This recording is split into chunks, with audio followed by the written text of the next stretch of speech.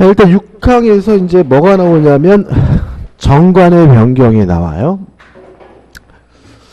일단 정관의 변경에 대해서 기본적으로 생각을 해볼 것은 사단법인의 경우에는 정관을 변경하는 것이 가능합니다.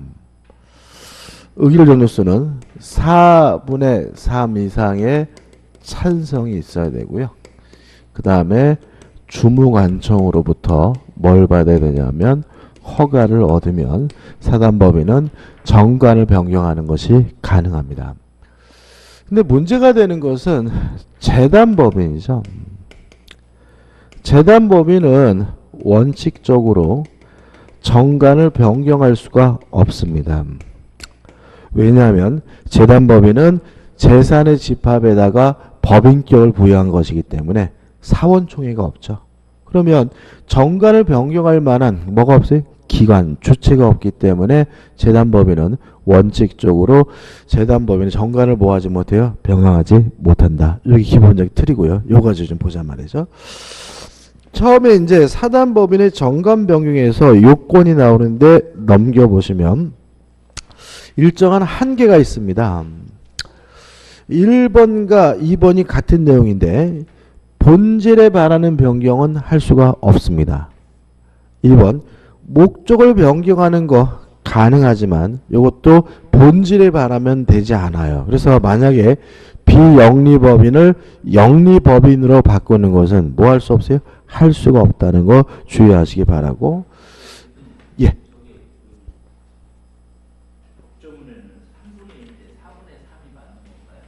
잠깐만요. 아이고, 이제 제가 잘못했구나. 아까 전 시간부터 잘못했죠, 제가. 그죠? 아우, 잘못했다. 아우, 죄송합니다. 3분의 2입니다. 그죠? 죄송합니다. 그죠? 아우, 죄송해요. 아까 왜 그죠? 그러니까 우리가 사단법인을 해산할 때는 몇 분의 몇이죠? 4분의 3. 정관을 변경할 때는 뭐죠? 3분의 2입니다. 아까 시간부터 잘못했네. 그죠? 이제 수정할게요. 그죠? 사단법인을 해산할 때는 뭐죠? 4분의 3이지만 정관을 변경할 때는 몇 분의 몇이죠? 3분의 2입니다. 죄송합니다. 그죠? 틀리시면 안 되고. 그 다음에 변경 금지 규정이 나오는데 만약에 정관에다가 변경을 못한다라고 규정을 두고 있으면 어떻게 할 거냐. 그것도 변경하는 것이 뭐죠? 가능하다. 뭐 이 정도고. 그 다음에 3번 재단법인의 정관 변경에서 1번 민법의 규정인데 일단 원칙적으로 뭐 하지 못해요? 변경하지 못합니다. 다만 예외적으로 재단법인의 정관도 변경하는 것이 가능한 경우가 있는데 나열되어 있죠. 1. 정관의 규정이죠. 만약에 정관의 변경 방법을 정관에 미리 규정을 두고 있었다면 이때는 재단법인의 정관도 변경하는 것이 가능하고요. 두 번째, 명칭, 사무소 소재지는 변경을 하는 것이 가능합니다. 자, 우리가 정관의 기재사항에서 명칭도 기재하고요. 그 다음에 사무소 소재지도 기재하게 되잖아요. 근데 문제는 뭐냐면 재단법인이 이사를 가게 되면 뭘 바꿔야 돼요? 사무소 소재지를 바꿔야 되니까 그것도 결국 뭐예요? 정관을 변경하게 되는데 그건 불가피한 거죠. 그래서 명칭이나 사무소 소재지는 뭐죠? 변경하는 것이 가능하고요. 그 다음에 세 번째, 목적을 달성했거나 목적 달성이 불가능한 경우에는 이때는 재단법인의 목적도 변경하는 것이 뭐죠? 가능합니다. 원칙적으로 목적은 뭐 할 수 없어요? 변경할 수가 없는데 재단법인의 목적 달성이 뭐예요? 불가능해요. 그러면 해산하든지 아니면 목적을 변경해야 되니까 목적을 변경하는 것이 뭐죠? 가능하다라고 규정하고 있고요. 물론 이러한 경우에도 반드시 뭐가 필요한 거죠? 주무 관청에 뭐가 필요하냐면 허가가 필요하다는 걸 일단 기억해 두시기 바라고요. 그래서 우측에 보시면 2번 해가지고 민법 45조 제45조의 재단법인의 정관 변경 허가의 법적 성질은 허가라고 나와 있지만 실질은 뭐죠? 인가다. 따라서 법적 요건을 갖추면 주무관청은 반드시 해줘야 되고요. 뭐 하지 못해요? 거절하지 못한다. 이게 판례가 나와 있고요. 그 다음에 3번 기본재산의 처분 편의가 뭐가 나오냐면 정관의 변경이 나옵니다. 자, 이런 문제입니다. 자산에 관한 사항이죠. 자산에 관한 사항도 정관의 뭐죠? 기재사항입니다. 그러면 자산에 관한 사항도 정관의 뭐죠? 기재사항이니까 결국은 기본재산을 처분하는 것도 또는 기본재산을 취득하는 것도 결과적으로 정관이 변경을 초래하게 되는 거죠. 동의하시나요?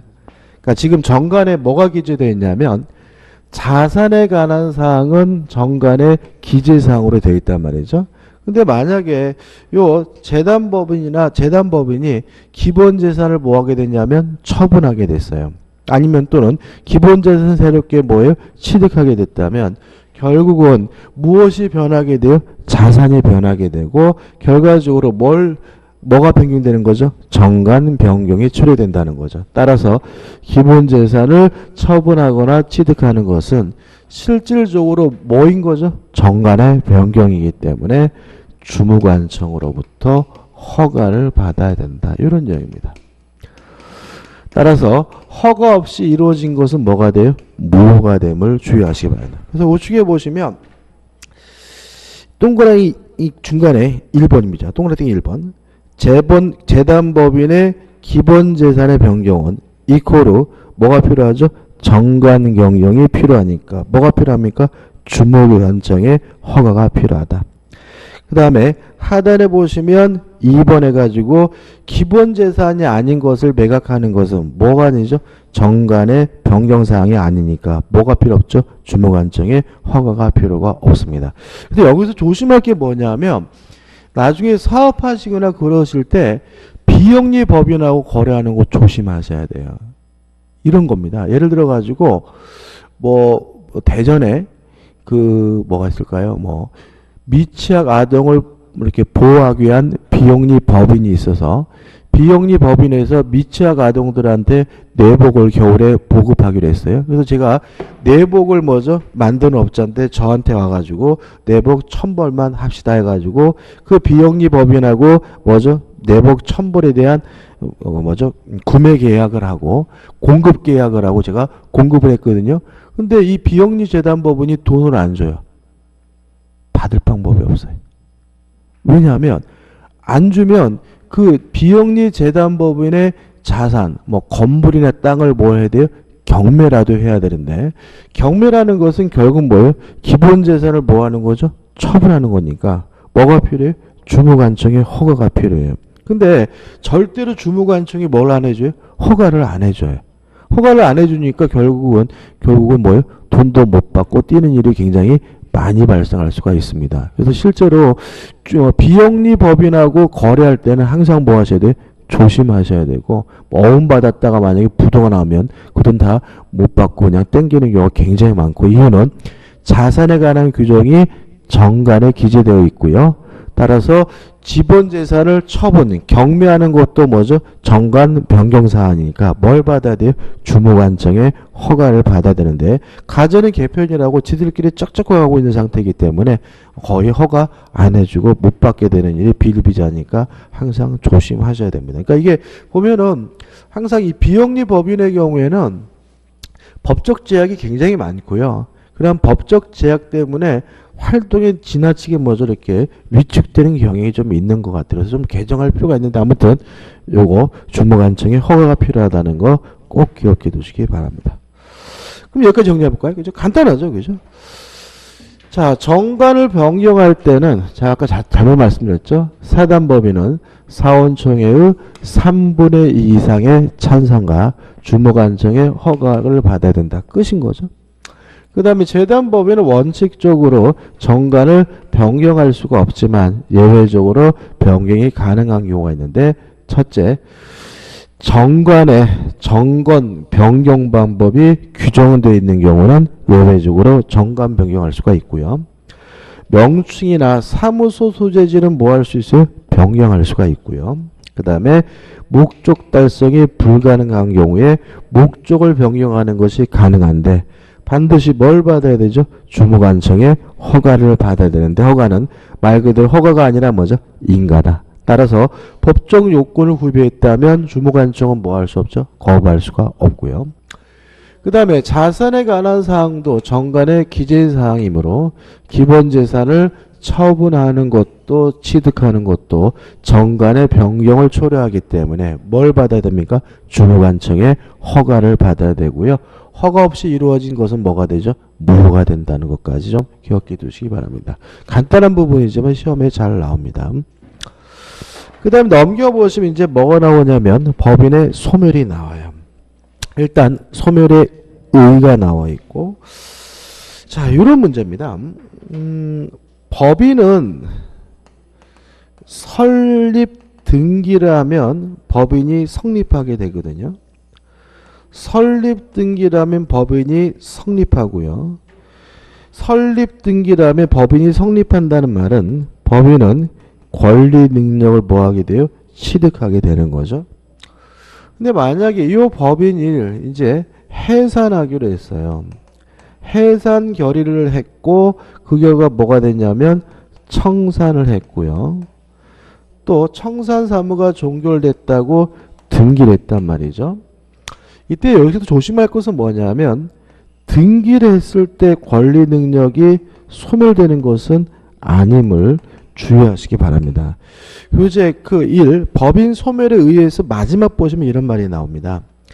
이 청산 사무가 종료되는 때에 법인은 권리 능력을 상실하여 소멸한다 이렇게 나와있죠. 다시 말하면 등기한 때 권리 능력이 소멸되는 것이 아니라 실질적으로 모든 청산 사무가 종료가 됐을 때 법인이 소멸하고요. 권리 능력을 상실하게 됨을 항상 뭐 하셔야 되냐면 조심하셔야 됩니다. 그러면 이렇게 되는 거죠.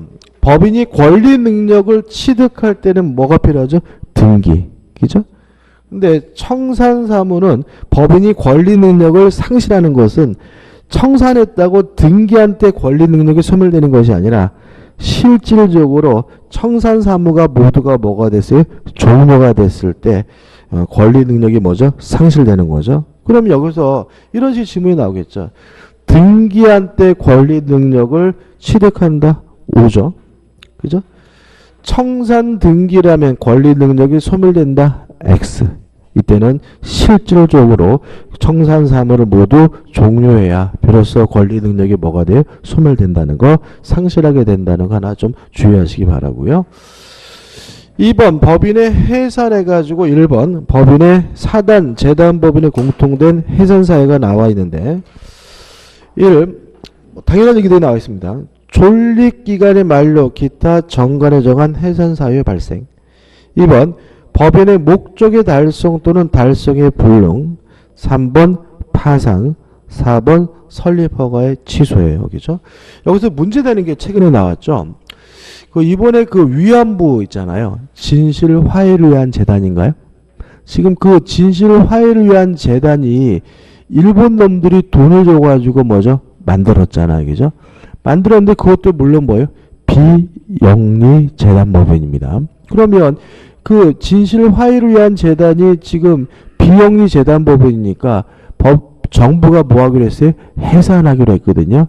해산하기로 했으면 뭐에 따라서 민법의 규정에 따라서 해산하게 되는데 해산 사유가 총 뭐까지요? 4가지밖에 없어요. 존립기간의 만료, 기타 정관이 정한 해산 사유죠.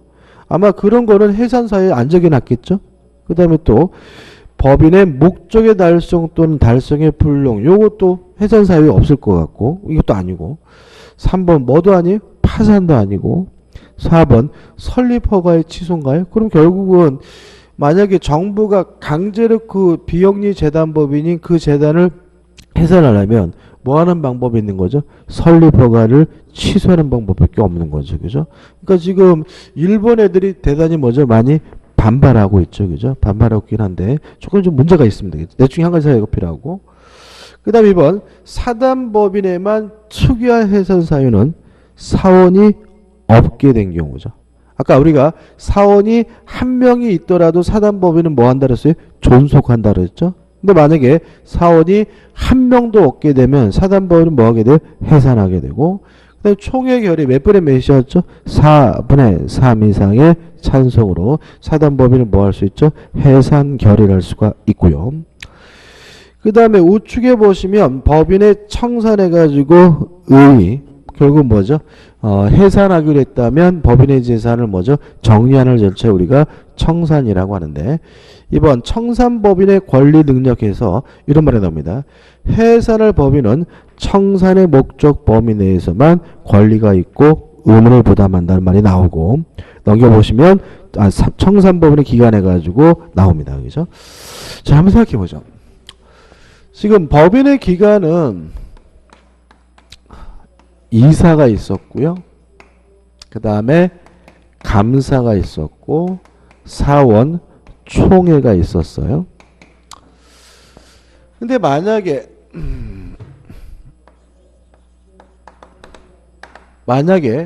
법인이 해산하기로 하면 이게 뭐가 되냐면 해산하기로 한 법인에서 청산법인이 되는데, 청산법인의 기간은 뭐가 되냐면 청산인이 되고요.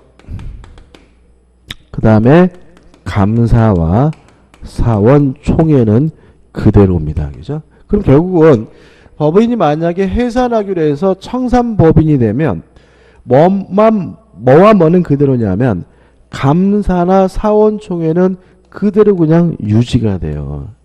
뭐만 바뀌는 거죠? 이사가 뭐로 바뀌는 거죠? 청산이 되는 거. 요것만 달라지는 겁니다. 근데 조심할 것은 청산이 나와 있는데 청산인은 누가 되냐면은 이사가 돼요. 원칙적으로. 그래서 결국은 법인이 해산하기로 해서 청산법인이 되면 쉽게 말씀드리면 누구만요? 이사만 명함 새로 팔면 돼요. 뭐로 바꿔서요? 청산이라고 바꿔서요. 그럼 결국은 요 청산인도 법인의 뭐임을 알 수 있죠? 대표기관임을 알 수 있죠. 그죠? 그래서 우리가 대표기관 다 나왔어요. 아까 우리가 오늘 처음 시작하면서 법인의 불법행위가 성립하기 위해서 뭐 해야 됩니까? 대표기관을 행해야 되는데 이사, 임시이사, 특별대리인 뭐예요? 청산인. 이 네 가지가 뭐죠? 대표기관이고, 청산인은 청산법인의 뭐죠? 대표기관이 된다는 거 주의하시기 바라고, 특별한 내용은 없습니다. 그 박스 밑에 2번 보시면 2번 1번 보시면 법정 청산인에서 법인이 해산한 때에는 파산의 경우를 제하고는 이사가 뭐가 돼요? 청산이 됩니다. 그 다음에 나머지 기간 감사나 사원총회는 그대로 계속해서 뭐가 돼요? 유지가 된다는 거 주의하시기 바라고, 다만 2번에서 법원은 청산인을 새롭게 선임하거나 뭐 하는 것이 가능하죠? 해임하는 것이 가능하다는 점 크게 기억하시면 되고요. 4번 청산인의 직무 권한해 가지고 청산 사무를 하게 되는데 이를 해산 등기와 해산 신고입니다. 이게 무슨 말이냐면 청산인은 첫째 등기소에 가서 뭘 하냐면 해산 등기를 하고요. 그 다음에 두 번째 주무관청에다가는 뭘 합니까? 청산을 신고합니다. 그래서 법원에 가서는 해산 등기라고 주무관청에 가서는 뭐죠? 해산을 뭐 하게 돼요? 신고하게 되고 두 가지 중에 두 가지를 해야 되고요. 그 다음 우측에 보시면 1번 현전 사무를 종결하게 되는데 가장 대표적인 것은 두 가지가 되겠죠. 3. 받을 돈이 있다면 받을 돈은 어떻게 해요? 받습니다. 채권을 뭐 하게 돼요? 추심하게 되고 2번 갚을 돈이 있다면 채무를 뭘 해야 돼요? 변제를 해야 되는데 채무를 변제하기 위해서 채권 신고를 친구할 것을 공고하고요. 그 다음에 또 알고 있는 채권자에게는 채권을 신고하라고 뭐죠? 최고 독촉을 해줘야 하고요. 크게 기억하시면 돼요. 그 다음에 넘겨보시면 신고 기간이 지나게 되면 2번에서 뭐 하게 되냐면 변제가 됩니다. 변제하게 되는데 주의하실 것은 1번 채권 신고 기간 내에는 뭐 할 수는 없어요? 변제할 수는 없다는 거 주의하시면 합니다. 이 부분은 나중에 좀 약간 복잡한데 자세히 볼 건데 오늘은 그냥 간단하게 틀만 잡을 거예요. 근데 하단에 보시면 이제 뭐가 나오냐면 5번 자녀 재산의 인도가 나와요. 자, 그럼 이런 문제입니다. 자, 지금 청산인이 법인의 재산을 뭐예요? 청산합니다. 하는 게 뭐냐? 사물을 뭐예요? 다 종료하고 받을 돈이 있으면 받고 줄 돈이 있으면 어떻게 주는 거죠. 이런 결과를 통해 가지고 만약에 청산이 됐는데 재산이 남아요. 그러면 자녀 재산은 어떻게 할 것이냐? 이 문제에 대해서 아주 특이한데, 자 80조를 보시면 80조 1항 보시면 해산한 법인의 재산은 정관으로 지정한 자에게 기속합니다. 일단 자녀 재산은 첫째 누구한테 넘어가냐면 정관에 기재된 자에게 넘어가게 됩니다. 두 번째, 만약에 정관에 기재된 자가 없어요. 그러면 어떻게 하느냐? 이때는 주무관청의 허가를 얻어가지고요. 주무관청으로 허가를 얻어서 유사 목적으로 처분할 수가 있습니다. 유사 목적으로 처분하는 것이 가능합니다. 그 다음에 이렇게 주무관청의 허가를 얻어서 처분했는데도 불구하고 재산이 남아요. 그럴 때는 세 번째 국고로 기속되게 됩니다. 규제 한번 보시면 자 80조 1항 해산한 법인의 재산은 정관으로 지정한 자에게 기속한다. 2항 정관으로 기속 권리자를 지정하지 아니하거나 이를 지정하는 방법을 정하지 아니한 때는 이사 또는 청산인은 주무관청의 허가를 얻어 그 법인의 목적에 유사한 목적에 의하여 그 재산을 처분할 수가 있다. 그러나 사단법인에 있어서는 총회의 결의가 있어야 된다. 3항 전 2항의 규정에 의하여 처분되지 아니한 재산은 뭐 하게 되죠? 국고에 기속되게 됩니다. 그러면 이렇게 되는 거죠. 누가 제일 먼저 돈을 받아갑니까? 정관에 기재된 자. 없으면 누가요? 주무관청에 허가를 얻어서 유사 목적으로 뭐 하게 돼요? 처분하게 되고요. 그래도 남게 되면 어디로 갑니까? 국고로 뭐 하게 돼요? 귀속이 돼요. 여기서 요거는 없는 거죠. 사원들이 나눠 갖는다 요거는 없어요. 그죠? 재단법인의 경우에는 설립자가 가져간다 요것도 없습니다. 그래서 문제가 되는 게 첫째는 뭐냐면 학교예요. 최근에 그 대학 중에서 부실대학이 많잖아요. 그러면 부실대학도 뭐예요? 비영리 재단법인이거든요. 그러면 그 대학을 폐교라고 문을 받으면 그 재산을 어떻게 해야 돼요? 설립자가 못 가져가요. 그죠? 정관에 기재된 자 기재 안 합니다. 이런 거 보통. 그 다음에 유사 목적으로 처분한다? 처분하더라도 뭐가 남아요? 돈이 남잖아요. 돈이 남으면 누가 가져가요? 국고. 그러다 보니까 대학을 설립하신 분들이 학교를 폐교를 안 하세요. 그렇지 않습니까? 여러분이 만약에 재산이 굉장히 많아요. 제가 예를 들어서 한 500억 재산이 있단 말이죠. 그래가지고 이 500억 가지고 뭐 할까 해가지고 좋은 일 하겠다고 해서 지방에다 뭐죠? 대학을 만들었단 말이죠. 대학을 만들었는데 똥통이라고 아무도 안 와. 그래가지고 뭐예요? 뭐죠? 학교를 뭐예요? 폐교라고 명령을 받았어요. 근데 문제는 폐교를 하게 되면 최종적으로 이게 다 누구한테 가버려요? 국고로 기속되어 버리지 이 재산이 누구한테요? 저한테 오질 않아요.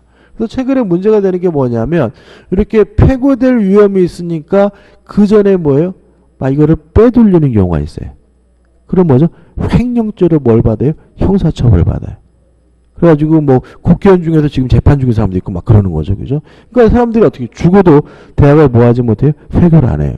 그래가지고 작년인가 어떤 게 있었냐면 국회에서 반은 설립자에게 가져가는 것으로 개정하자.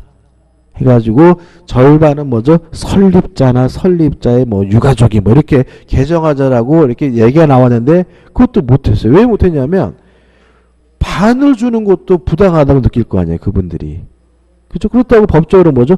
전부를 다 준다는 것도 뭐죠? 이게 논리적으로 모순이고 그러다 보니까 그냥 이런 상태. 그래서 좀 대학도 큰 문제고 요새 말이 많습니다. 그래서 뭐 그래가지고 폐교된 대학이 막 뭐가 되죠?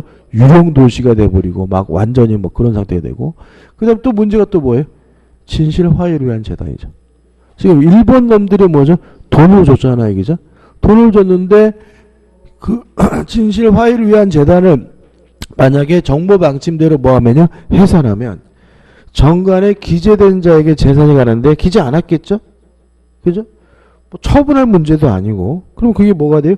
국고로 귀속이 되니까 만약에 정부가 일본에다가 돌려주려고 해도 법적인 게 없어요. 그럼 결국은 제가 봤을 때 이렇게 해야 되거든요. 그러니까는 그 진실 화해를 위한 재단의 재산을 일단 뭐죠? 국고로 뭐죠? 귀속시키고 특별법 만들어서 별개 예산으로 일본에다가 뭐죠? 돈을 돌려주는 이게 이상한 절차를 다시 밟아야 된다는 거죠.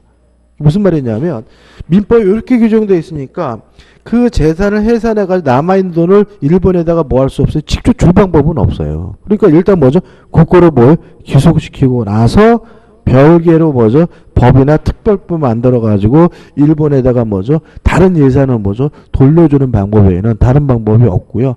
더더구나 지금 일본이 뭐예요? 안 받겠다고 뭐죠? 땡깡 쓰고 있죠. 그죠? 근데 이게 얼마죠 이게? 10억인가요? 10억 엔이죠. 10억 엔. 그러니까 우리나라 돈으로 뭐죠? 100억이죠. 100억. 그 뭐하러 재단을 만들었죠? 저는 개인적으로 그냥 n분의 1로 나눠줬으면 되는데. 그죠? 그러니까 이게 뭐냐면 100억이라는 돈을 재단을 만들어서 그분들을 도와주겠다고 해봤자 그분들이 혜택 받는 게 별로 안 느껴지잖아요. 괜히 그 재단 만들면 뭐만 들어가요? 사무실, 유지비, 직원들 월급, 그죠? 급여. 걔네들은 뭐예요? 그냥 또 고연금, 뭐죠? 연봉자로서 뭐죠? 똥똥 살고, 오히려 뭐죠? 목적이었던 그 할머니는 이상하게도 뭐죠? 별로 도움도 받지 못하는 이상한 일이 발생하니까, 제가 이런 말씀 많이 드리는데, 그냥 차라리 뭐예요? 그냥 받자마자 뭐죠? 엠블레이로 그냥 나눠드렸으면, 그냥 이게 좀 좋은 일인지 나쁜지는 모르겠지만 그래도 어느 정도 사건이 해결됐을 텐데 그냥 이걸 또 무슨 쓰다없이 재단으로 만들어 놓는 바람에 일이 완전히 뭐죠? 꼬여버린 거죠. 아무튼 우리가 기억할 것은 자녀재산은 설립자가 가져가지도 않고요. 사원들이 뭐하지 않습니까? 분배받지도 않습니다. 정관에 기재된 자 받고요. 없으면 주무관청에 허가를 얻어서 유사 목적으로 뭐 할 수 있어요? 처분할 수 있고요. 그래도 재산이 남으면 뭐죠? 국고에 기속된다는 거 꼭 기억해 두시고 물론 시험 문제는 4번 해가지고 설립자가 가져간다 X, 출연자가 가져간다 그럼 뭐죠? X가 된다는 거 주의하시기 바랍니다. 그 다음 우측에 보신 6번 파산 신청이죠. 자, 이건 어떤 문제냐면 청산인이 법인의 청산을 하는 사무를 시행하는 과정에서 적극 재산보다 채무가 더 커요. 이렇게 적극 재산보다 채무가 초과한다는 사실을 알게 되면 청산인은 법원에다가 뭘 해야 되냐면 파산 신청을 해야 됩니다. 93조 나와 있죠? 1항입니다. 청산 중 법인의 재산이 그 채무를 완제하기에 부족한 것이 분명하게 된 때는 청산인은 지체 없이 파산 선고를 신청하고 이를 뭐죠? 공고하여야 합니다. 자, 여기서 주의할 것이 있는데 2항이에요. 2항을 보시면 청산인의 이는 파산관제인에게 그 사무를 인계함으로써 그 임무를 종료한다죠. 그죠? 근데 여기서 메모를 하는데 그 사무에서 그를 동글뱅이 치시고 파산 사무. 이게 무슨 말이냐면 파산 사무만 파산관제인에게 넘어가요. 임무가. 따라서 파산 사무를 제외한 나머지 사무는 청산인이 계속해서 뭐하게 돼요? 수행하게 되는 것을 해석함을 주의하시기 바랍니다. 다시 한번요. 이 항을 다시 한번 읽어볼게요. 청산인은 파산관제인에게 그 사무를 인계함으로써 그 임무가 종료가 되는데 청산인의 모든 임무가 다 종료되는 것이 아니라 뭐만요? 파산 사무에 관한 임무만 뭐죠? 종료가 됩니다. 그래서 만약에 이런 시험이 나올 수 있죠. 파산 선고가 있으면 청산인의 임무는 종료가 된다. X다. 파산 사무에 대해서만 파산관제에게 넘어가고요. 나머지 정상적인 사무는 계속해서 누가 수행합니까? 청산인이 수행하게 되는 거죠. 이것도 문제입니다. 그래서 실제로 이렇게 법인이 해산하는 과정에서 이렇게 파산이 벌어지게 되면 이전에 이 청산법인의 대표가 뭐예요? 청산인도 있고 누구도 있어요? 파산관제인도 있고 둘이 생기게 돼요. 그러면 둘 간에 뭐죠? 또 싸움이 벌어지더라고요. 싸움이 벌어져가지고 막 때려 부시고 막 이런 것도 막 발생하고 그럽니다. 그래가지고 보통 이제 파산관제인은 변호사들이 주로 많이 하거든요. 그래서 법원이 변호사를 선임하는데 그래가지고 이제 막 저 영특 가니까 현수막 걸어놨더라고요. 뭐 파산관제인 뭐 홍길동 변호사의 뭐 선임을 축하드리면서 막 그래가지고 이제 뭐죠? 그 안에 있는 상인들이 이제 파산관제인 편, 청산인 편 해가지고 막 싸우고 막 이런 일이 벌어지게 되는데 이것도 입법적으로 좀 문제가 있는 것 같아요. 그죠? 다시 말하면 한 사람에게 몰아주는 게 좋을 것 같은데 아무튼 법상은 파산 사무만 파산관제인에게 나머지 사무는 누가요? 청산인이 계속 수행한다는 거 꼭 기억해 두시기 바랍니다. 그것만 주의하시면 돼요. 그 다음에 이제 7번 마지막이죠. 청산 종결에 등기하신 겁니다. 94조죠. 청산이 종결한 때는 청산인은 3주간 내 일을 등기하고 주무관청에 신고를 합니다. 그럼 다시 말씀드리지만 청산사무가 종결됐다는 것을 등기했다 그래서 권리 능력이 뭐 되는 건 아니에요? 소멸되는 건 아니다. 실질적으로 청산사무가 다 뭐가 돼야 돼요? 종료가 돼야지만 그때 비로소 권리 능력이 상실되고 권리 능력이 소멸된다는 거 하나만 뭐 하시면 돼요? 주의하시면 됩니다. 끝입니다. 그 다음 넘겨보시면 등기사항이 나와 있네. 외울 건 아닙니다. 그죠? 외울 건 아니고 가장 중요한 것이 뭐였죠? 등기사항에서 이응본 보시면 동그라미 이응본 보시면 이사의 뭐죠? 성명 주소죠. 아까 말씀드렸지만 이사의 인면에 관한 사항은 뭐죠? 정관 기재사항.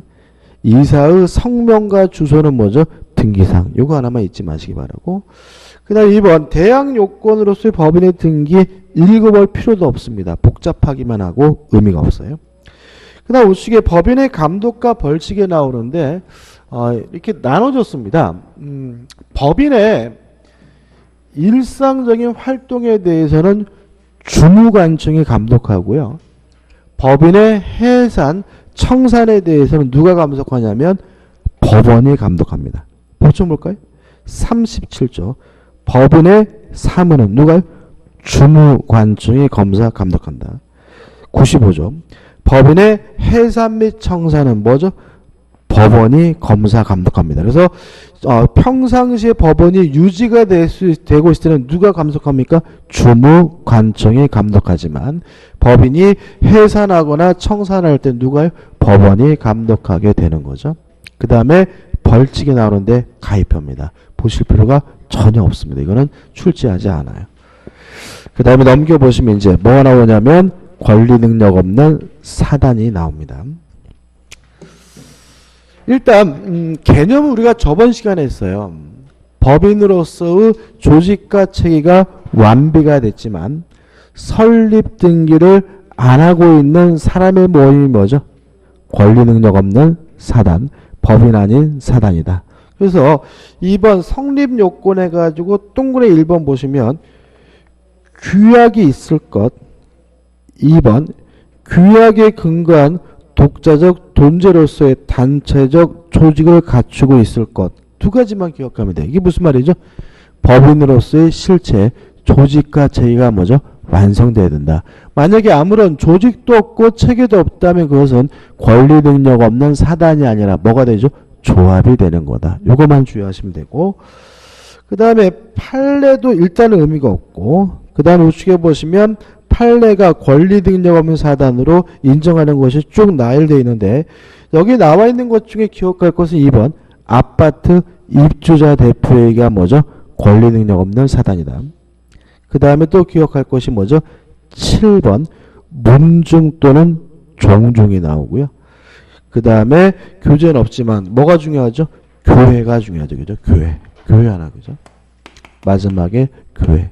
그래서 저번 주에 말씀드렸다시피 권리 능력 없는 사단으로서는 교회와 종중 두 가지를 꼭 기억해 두시기 바라고요.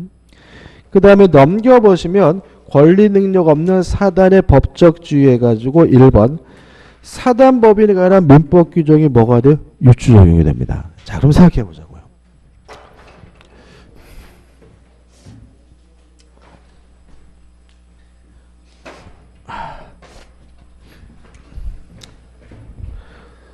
법인 아닌 사단하고요. 사단법인의 차이점은 뭐냐면 한 가지밖에 없죠. 설립 등기를 하고 있으면 뭐예요? 사단법인. 설립 등기를 안 하고 있으면 뭐죠? 법인 아닌 사단이잖아요. 그러면 여기서 우리가 뭘 할 수 있냐면 사단법인에 관한 민법 규정은 법인 아닌 사단에도 뭐죠? 유추해서 적용이 돼요.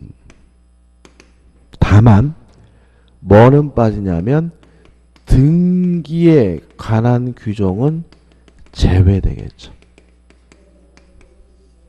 동의하시나요? 자, 예를 들어 가지고 이사의 대표권 제한은 등기를 해야 제3자에 뭐 할 수 있어요? 대항할 수 있다. 그죠? 근데 법인 아닌 사단은 권리 능력 없는 사단은 뭘 안 하고 있어요? 등기를 안 하고 있죠. 등기를 안 하고 있으니까 등기를 해야 제3자 대항할 수 있다는 규정이 법인 아닌 사단은 뭐 될 수 없어요? 적용될 수가 없는 거죠. 그래서 일단 우리가 법인 사단법인의 민법 규정 모두 다 뭐예요? 법인 아닌 사단에 그대로 뭐예요? 유추 적용되는데 뭐는요?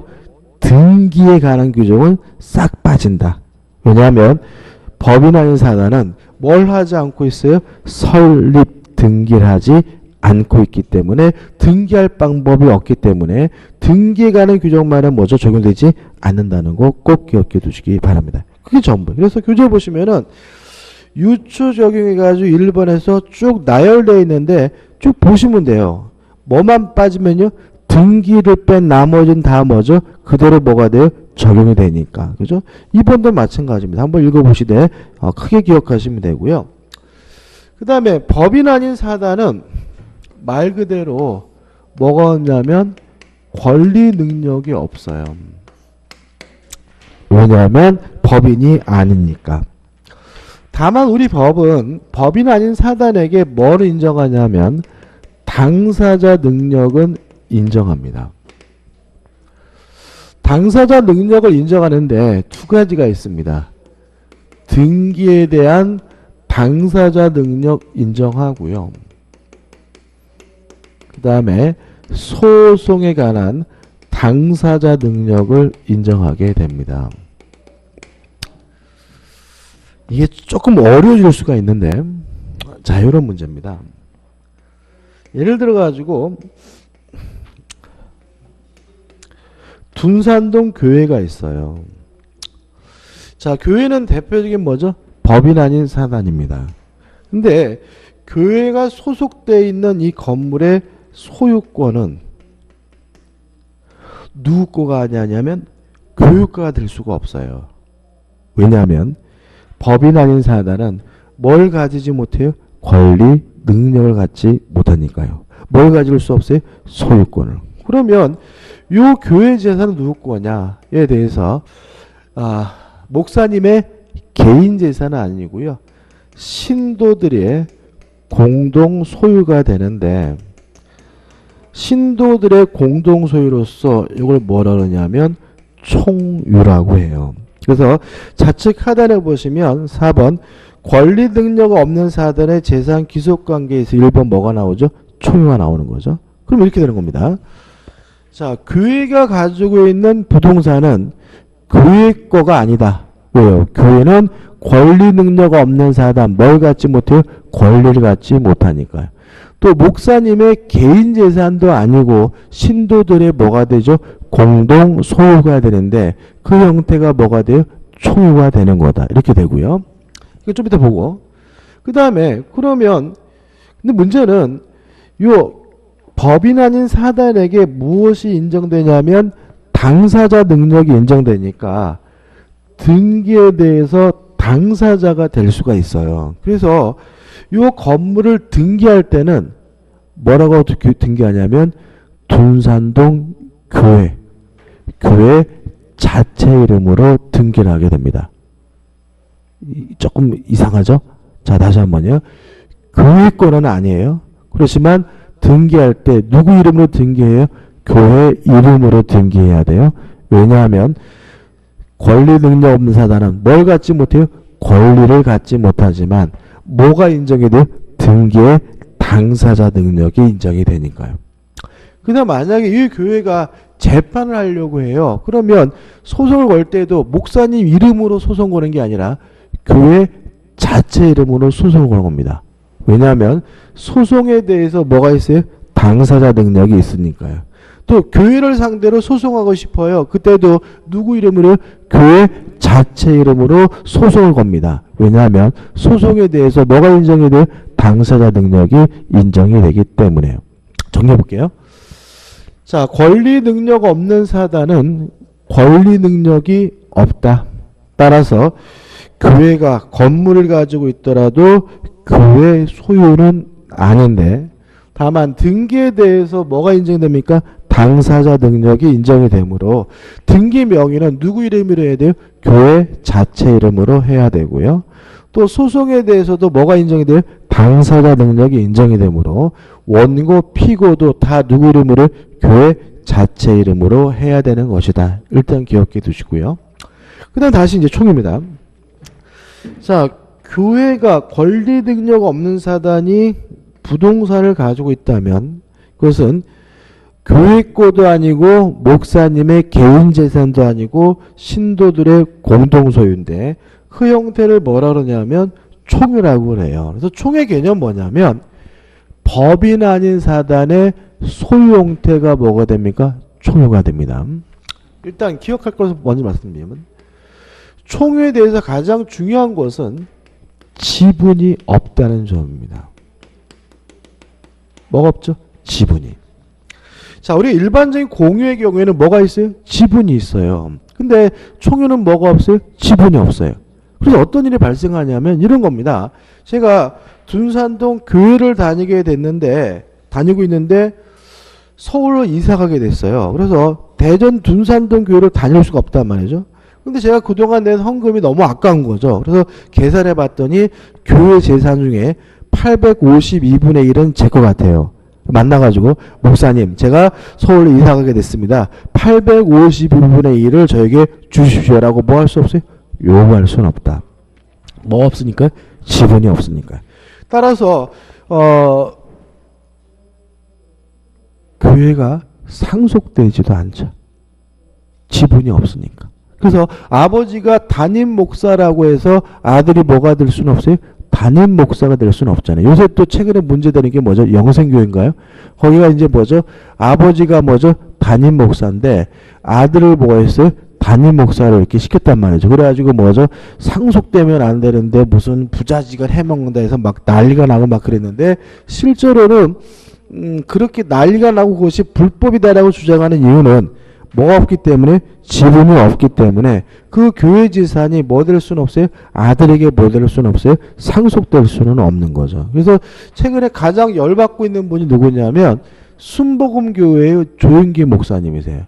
그러니까 순복음교회가 그 전체 신도를 놓고 보면은 세계 최대래요. 영생교회가 문제되는 건 뭐냐면 단일 교회만 놓고 봤을 때 신도 수가 세계 최고래요. 근데 순복음교회는 많잖아요. 그죠? 전체를 놓고 보면 세계 최대 교회인데 지금 문제는 뭐냐면 조윤기 목사님이 맞는 거잖아요.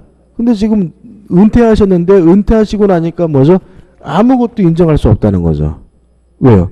목사님의 개인 재산이 아니라 신도들의 뭐죠? 공동소유고 요거는 뭐죠? 총유니까 뭐가 없어요? 지분이 없다. 그러니까 이제 이 양반이 뭐예요? 결국은 빈손으로 나가야 될 처지에 놓이니까 그 아들하고 부인을 이용해서 교유재산을 빼돌렸어요. 그래가지고 뭐죠? 신도들이 뭐예요? 고소해가지고 아들 부인이 뭐죠? 횡령죄로 막 처벌받고 막 이런 일이 벌어지는 이유가 교회는 법인 아닌 사단이고 특징이 뭐가 없기 때문에 지분이 없기 때문에 이런 일이 벌어지는 겁니다. 꼭 기억해 두시고.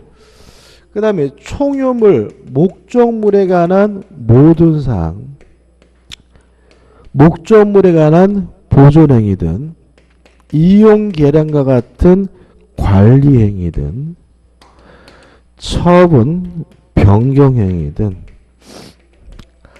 다 무엇을 통해서 해야 되냐면 사원총회의 결의를 통해서 해야 된다는 거 꼭 기억해 두시고요.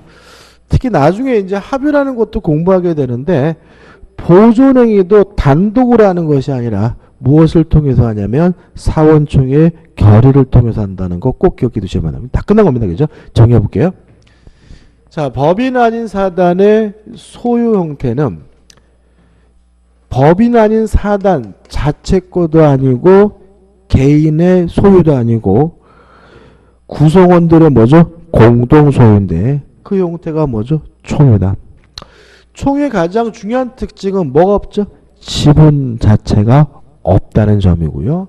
총유물에 관한 모든 사항, 보존행위든 관리행위든 처분 변경행위든 다 무엇을 통해서요? 사원총회 결의를 통해서 해야 되고요. 만약에 단독으로 총유물에 관한 사항을 하게 되면 뭐가 되죠? 무효가 된다는 거 꼭 기억해 두시고 나중에 우리가 물권법에서 다시 한번 또 다루게 되는데 이 정도만 확실하게 정리해 두시면 됩니다. 끝입니다.